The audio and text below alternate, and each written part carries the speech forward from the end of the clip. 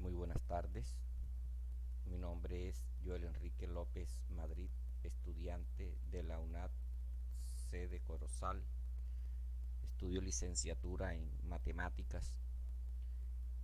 En la tarde de hoy me dispongo a socializar la tarea 4 de la asignatura Diseño de proyectos de investigación,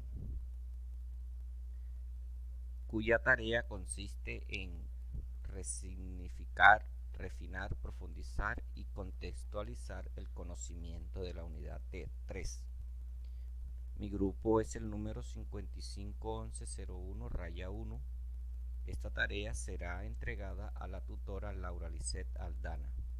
Pertenezco a la Escuela Ciencias de la Educación de la licenciatura en Matemáticas y esto será entregado hoy 9 de mayo del 2022. Esta es una tarea individual que consiste en utilizar estrategias cognitivas como mapas, algoritmos, diagramas cognitivos, utilizar las presentaciones en Subway, y en esta ocasión vamos a utilizar la estrategia RAPRP, que significa respuesta anterior, pregunta y respuesta posterior. Para ello elegí un diagrama cognitivo de calamar, que como ustedes lo ven está dividido en 3 secciones. En la parte izquierda, donde dice respuesta anterior, la parte interna donde está la pregunta, y la parte derecha acá donde está la respuesta posterior. Bueno, consiste en que hay que responder la pregunta: ¿qué implica realizar un diseño de investigación?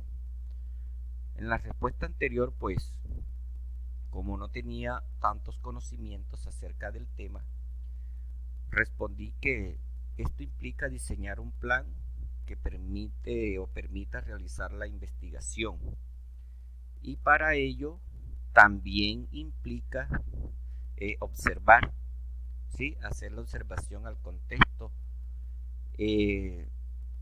hacernos una pregunta que tenga que ver con el tema de investigación, que sea acorde, diseñar, construir una hipótesis, ¿verdad?, que pueda dar respuesta a la pregunta o que sea relativo a ella. Y por último, pues, mirar la manera de cómo se puedan obtener los resultados.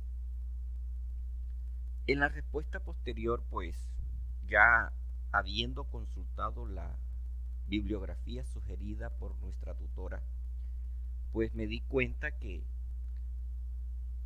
realizar un diseño de investigación implica seleccionar o desarrollar uno o más diseños de investigación y aplicarlos al contexto particular de su estudio.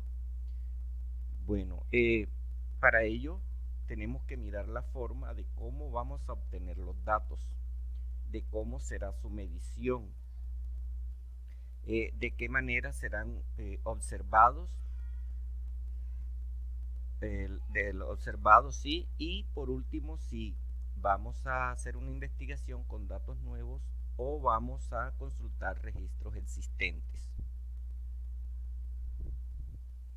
La segunda pregunta, bueno, utilicé un diagrama cognitivo de cajas.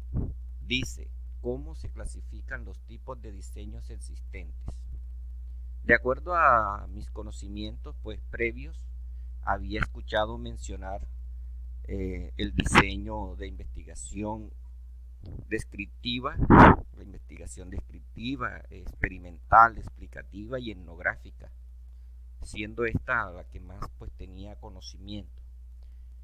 En el diseño, pues, de la investigación descriptiva, pues, consiste en observar y describir el objeto de investigación. En el experimental se encarga de validar o refutar la hipótesis a través del experimento. En la explicativa, pues, se basa en explicar los aspectos de la investigación, y la etnográfica, que como muchos sabemos se encarga o se centra en las investigaciones, las ideas de las comunidades indígenas y afrodescendientes. Luego de haber consultado, pues me di cuenta, pude aprender que los tipos de diseños se clasifican en cuantitativos, cualitativos y mixtos. Los cuantitativos a su vez se dividen en experimentales, no experimentales y otros diseños. Los experimentales se clasifican en preexperimentales, cuasi experimentales y experimentales puros. Los no experimentales se clasifican en transeccionales y longitudinales. Y los otros diseños que viene siendo una mezcla de los anteriores. En los tipos de diseños cualitativos se clasifica en diseños cualitativos de teoría fundamentada, que esto se encarga de las ciencias sociales, la salud y otras organizaciones ya fundamentadas. Los etnográficos, que se encarga o se centra en los grupos culturales y comunidades. Los narrativos, pues estas son narrativas de realidades vividas. Tenemos la investigación-acción, que se encarga de problemas sociales, problemas de la escuela y de algunas empresas. Y tenemos los mixtos, que también viene siendo la mezcla o la combinación de cualitativos y cuantitativos.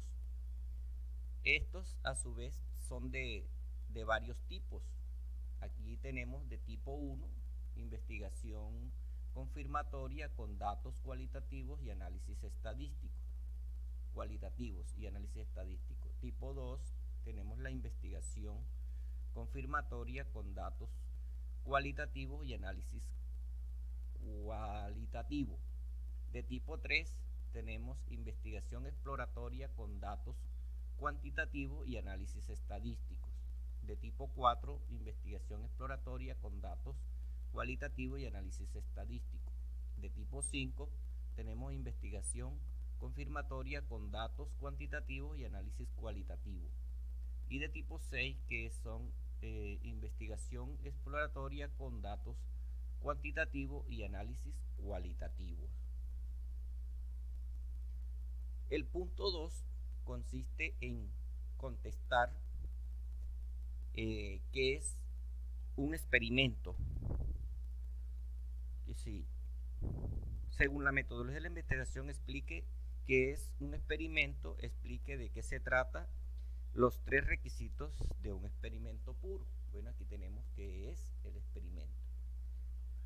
Bueno, nos dice que un experimento es un estudio en el que se manipulan intencionalmente una o varias variables independientes, para analizar las consecuencias que la manipulación tiene sobre una o más variables dependientes dentro de una situación del investigador.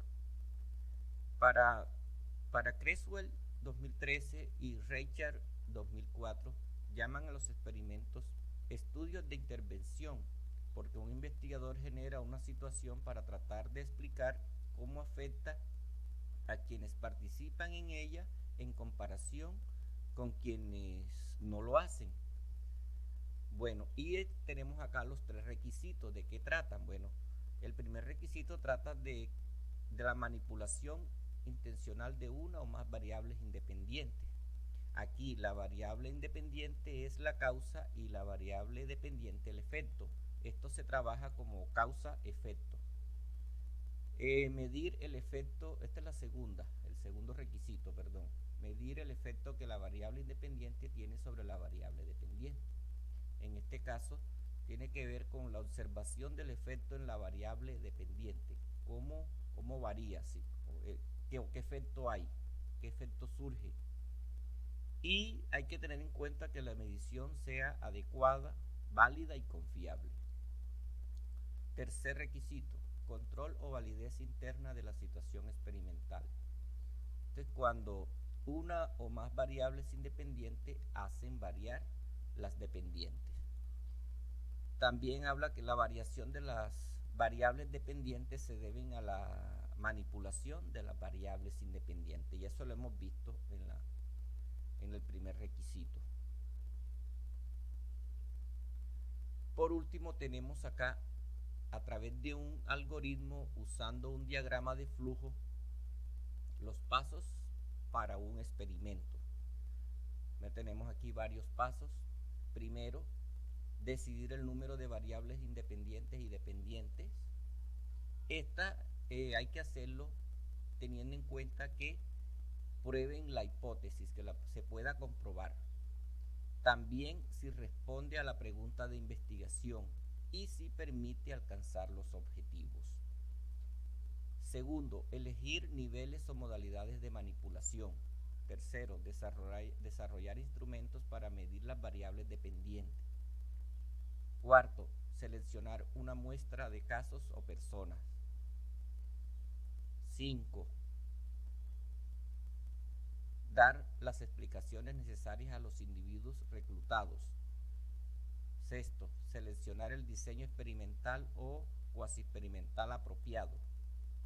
En esto también se debe tener en cuenta porque cuando se selecciona este diseño debe también permitir alcanzar los objetivos, responder a la pregunta de investigación y que permita comprobar la hipótesis.